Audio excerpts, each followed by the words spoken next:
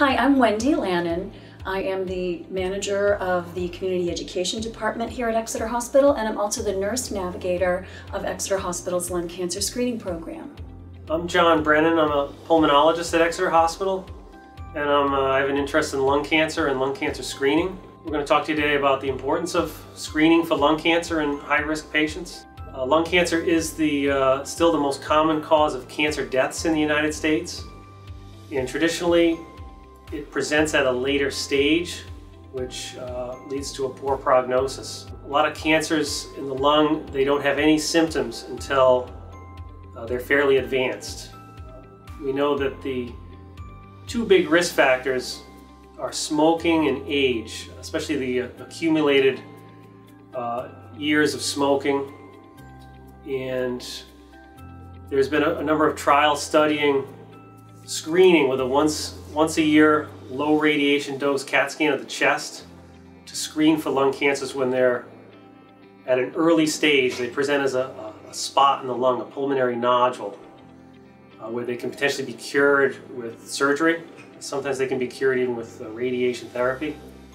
Eligibility right now for lung cancer screening is people that are age 55 to 80 with a 30 pack year smoking history. That pack years means approximately a pack per day for a total of 30 years. And when someone's quit for 15 years, they're no longer eligible because the risk decreases so much. There's some new guidelines from the U.S. Preventative Service Task Force that's likely going to lower that age from 55 to start screening at age 50, and lowering the pack year from 30 to 20. So that's likely coming down the road. Right. And I think it's also important to know with the eligibility criteria that patients have to meet all of the different criteria. So it's not you can be a certain age range, but if you don't meet the pack year history designation that Dr. Brennon mentioned, then you're not eligible. So it's important, it bears repeating, that the current guidelines are age 55 to 80. If you're a Medicare beneficiary, if Medicare is your insurance carrier, the upper age limit right now is 77. And you have to have at least a 30 pack year history of smoking, so 30 is the minimum. So for example, 1 pack a day for 30 years, 2 packs a day for 15 years at the very minimum. That's how we calculate pack year history. And again, as Dr. Brennan mentioned, current smokers, of course, are eligible.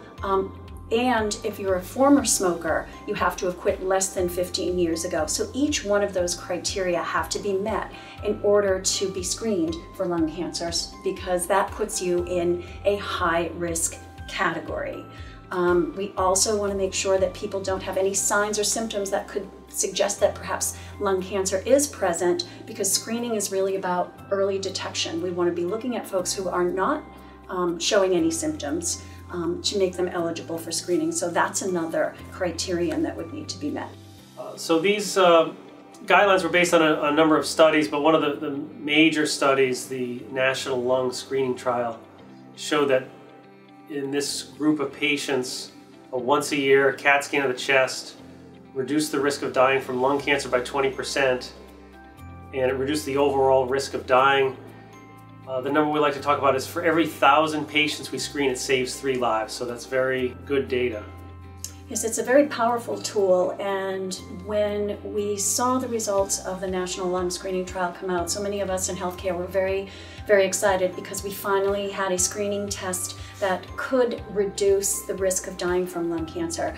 And so hospital and healthcare systems across the country, including ours, began to develop and implement lung cancer screening programs. And our Exeter Hospital lung cancer screening program has been in place since April of 2016. And as I mentioned, I'm the nurse navigator for that program, and it's really a team effort where we work across our system with folks in our imaging department, with the radiologists, who are the physicians who interpret the low-dose chest CTs, our pulmonary team, which includes Dr. Brennon, our cancer center team, our thoracic surgery team. So it's really a team effort of health professionals working across the system. And it's important to emphasize that lung cancer screening isn't a one and done process. That's why we call it a program. When people enter into the program for their initial screening, we then put them into a particular tracking system that I monitor. And so when somebody is due to come back for their annual lung cancer screening, because we want this to be done every year, that's where we get the benefit of reducing risk of lung cancer death. I will send out reminders and work with providers to bring people back for their annual screening. And then if we find anything suspicious that requires a follow-up chest CAT scan in, say, 3 months or 6 months, depending on the type of finding, then we work as a team to make sure that we're reviewing those images and that the full physician team is in agreement with the results. And then we work on, okay, what follow-up does that patient need given their result? And certainly Dr. Brennon can speak more to that because he is directly involved in that process. When a patient has one of these screening CAT scans, they'll get a report. If we do find a spot in the lung, also called a pulmonary nodule, many times these nodules are benign, meaning they're not cancerous, in which case we will follow them at periodic intervals just to make sure they're not growing. If we do discover a patient have a lung cancer, there have been a lot of advancements in treatment for lung cancers. There are minimally invasive surgeries such as robotic surgery. Some patients may not be a candidate for surgery, and there are radiation options. Stereotactic body radiation therapy is sometimes done in place of surgery. There are also other advancements if we do discover something more advanced in terms of chemotherapy. There's now immunotherapy that unlocks the patient's immune system to fight the cancer. And then there are some targeted therapies. Some of these cancers are tested for gene mutations called comprehensive genomic profiling. And sometimes there's a targeted medication that may be appropriate for that.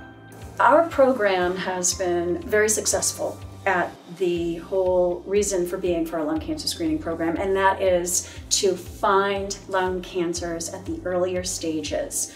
And you know, we're very, very proud of that, and we really see the value in real life about what this means for patients. When they come into our program, when they meet the eligibility criteria that we outlined, and we're able to track them over time, the program is doing exactly what it's meant to do, and that is to find lung cancer at its earliest stages in most cases.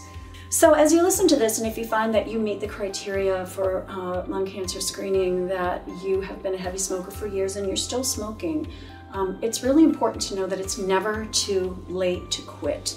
We know for many years that research shows us that even in the earliest minutes and weeks and months of quitting smoking, important changes start to happen in terms of the health and the repair of our body systems.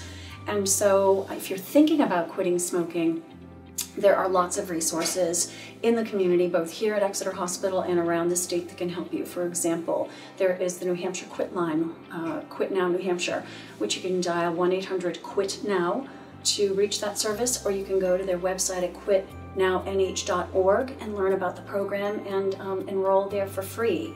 It's free, confidential telephone counseling. We have a program here at the hospital called Better Choices, Better Health that can help folks quit smoking as well as manage other chronic conditions. And there are a wealth of other opportunities that you can discover that are out in the community that can help you. You don't have to go it alone, and you can do it. So we want to emphasize that as important as lung cancer screening is, it's not a substitute for quitting smoking. So if you're thinking about it or you're trying to take action, you can call our Exeter Hospital Help Center at 603-580-6668 to get more information, and we'd be happy to help you. So if you meet the high-risk eligibility criteria for lung cancer screening, give your primary care provider a call and just let them know that you're interested in talking about lung cancer screening, that you believe that you meet the criteria, and you'd like to sit down and have a conversation with them about that. Then they can order a low-dose chest CT, a low-dose chest CAT scan for lung cancer screening for you. and we can set you up in our schedule and get you into the program.